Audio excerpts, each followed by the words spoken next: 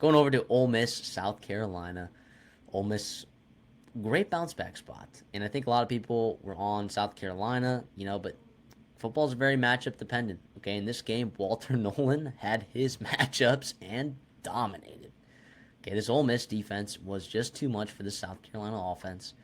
And South Carolina, like a team against a team like LSU, had a couple explosive run plays, and that's why that offense was able to have success there, as well as defensive success. Kentucky, I mean, the offense didn't have to score against Kentucky to win that game. They could have just only had defensive touchdowns in that game, or the ones that they did, and still won the football game. South Carolina defense is still good. Okay, it's not like Ole Miss looked incredible. Jackson Dart was 14 of 27, right? And is that number correct? I don't think that number's correct. Whatever it was, I don't think he looked incredible, unless you want to disagree with me on that. But I still think South Carolina is a contender to make a bowl game.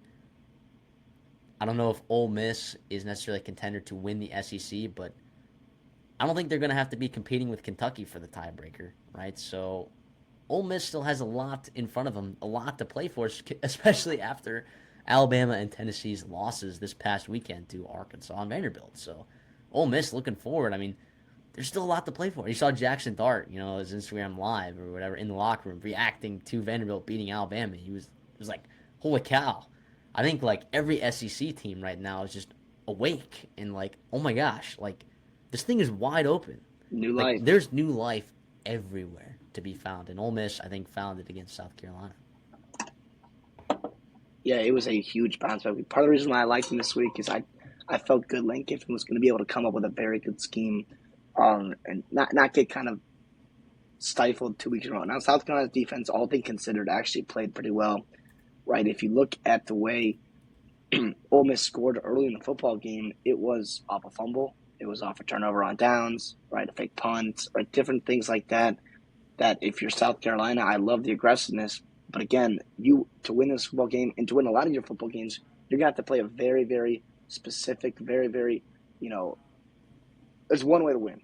Let's put it that way. You gotta have to run the ball efficiently and play very good defense and not turn the ball over and take advantage of short fields when you do get them. And if other than, obviously Lenore Sellers' long run was a scamper, I think your longest run being 12 yards is not going to cut it. Now, Ole Miss's defensive line is not what it's been in years past. It is pretty good, and they have been very good stopping the run. And you mentioned matchup dependent college football. You just can't apply the transfer property because South Carolina, kind of destroyed Kentucky and Kentucky beat Ole Miss. That South Carolina was going to destroy Ole Miss. It's matchup dependent, like you said. And yes, it's super encouraging for Ole Miss. I thought Jackson Dart, he doesn't play great, but they had a good plan where they were going to get the ball quick, right, on certain downs. And then also when they had time, they would take a shot. They would have some big-time explosive pass plays, 66 yards to Beanie Wells, 57 yards to Trey Harris, 41 to Jordan Watkins. Different things that allowed you to be explosive and to move the football and score against South Carolina. Now, one of those ended up in the fumble, I think, for Beanie Wells out of the back of the end zone. But regardless, so I love that game plan for Lane Kiffin. Part of the reason why I felt good about taking Ole Miss and laying the points there. As for South Carolina, like you said, they can still absolutely make a bowl game. And they got an Alabama team next week that's either A, very pissed off, but also there's a blueprint on how to beat them there. And I don't know. Yes, Diego Pavia is very, very frisky. And we'll talk about that game, I think, maybe next week, or it'll end up somewhere in our preview section. However, you got to be better with Sellers, man. You got to be. And I know he's not this refined passer, but, I mean, Bennett, Larvadane, Simon Jacobs, Nick Harbor a little bit. Like, get Jared Brown. Where's Jared Brown been? Like, you got to get these guys involved.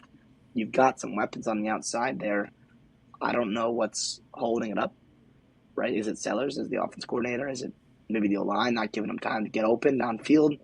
But something has to change because you can't just be a one-trick pony in the SEC and expect to win and compete against the better teams in the conference.